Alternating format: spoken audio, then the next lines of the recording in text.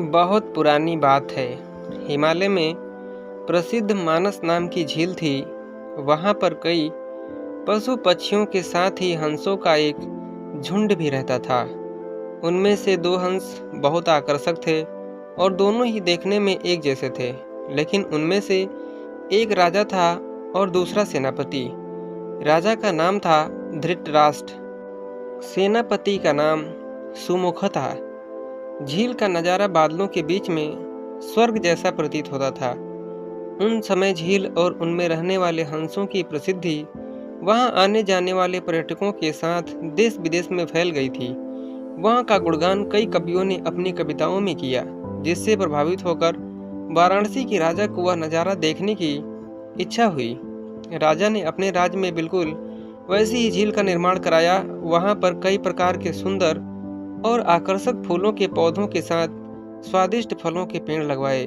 साथ ही विभिन्न प्रजातियों के पशु पक्षियों की देखभाल और उनकी सुरक्षा की व्यवस्था का आदेश भी दिया। वाराणसी का यह सरोवर स्वर्ग जैसा सुंदर था, लेकिन राजा के मन में अभी उन दो हंसों को देखने की इच्छा थी जो मानस सरोवर में रहते थे।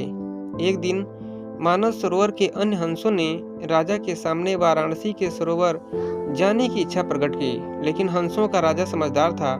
वह जानता था कि अगर वहां गए तो राजा उन्हें पकड़ लेगा। उसने सभी हंसों को वाराणसी जाने से मना कर दिया, लेकिन वे माने नहीं। तब राजा और सेनापति के साथ सभी हंस वाराणसी की ओर उड़ चले। जैसे ही हंसों का झुंड उस झील में पहुंचा तो अन्य हंसों को छोड़कर प्रसिद्ध दो हंसों की शोभा देखते ही बनती थी। सोने की तरह चमकती उनकी चोंच, सोने की तरह ही नजर आते उनके पैर और बादलों से भी ज्यादा सफेद उनके पंख हर किसी को अपनी ओर आकर्षित कर रहे थे। हंसों के पहुंचने की खबर राजा को दी गई। उसने हंसों को पकड़ने की युक्ति सोची और जब एक रात सब सो गए तो उन हंसों को पकड़ने के लिए जाल बिछाया गया। अगले दिन जब हंसों का राजा जगा और भ्रमण पर निकला तो वह जाल में फंस गया। उसने तुरंत ही तेज आवाज में अन्य सभी हंसों को वहां से उड़ने और अपनी जान बचाने का आदेश दिया। अन्य सभी हंस उड़ गए, लेकिन उसका सेनापति सुमुखा अपने स्वामी को फंसा देखकर उसे बचाने के लिए वहीं रुक गया। इस बीच हंस को पकड़ने के लिए सैनिक वहां आ गए। उसने देखा कि हंसों का राजा जाल में फंसा हुआ है और दूसरा राजा को बचाने के लिए वहीं खड़ा हुआ है। हंस की स्वामी भक्ति देखकर सैनिक बहुत प्रभावित हुआ और उसने हंसों की राजा को छोड़ दिया। हंसों का राजा समझदार होने के साथ साथ दूरदर्शी भी था।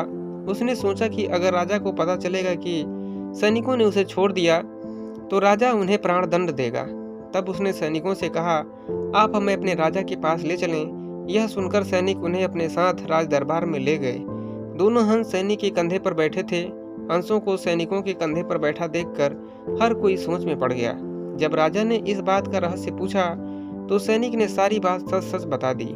सैनिक की बात सुनकर राजा के साथ ही सारा दरबार उनके साहस और सेनापति की स्वामी भक्ति पर हैरान रह गया और सभी के मन में उनके लिए प्रेम जाग उठा।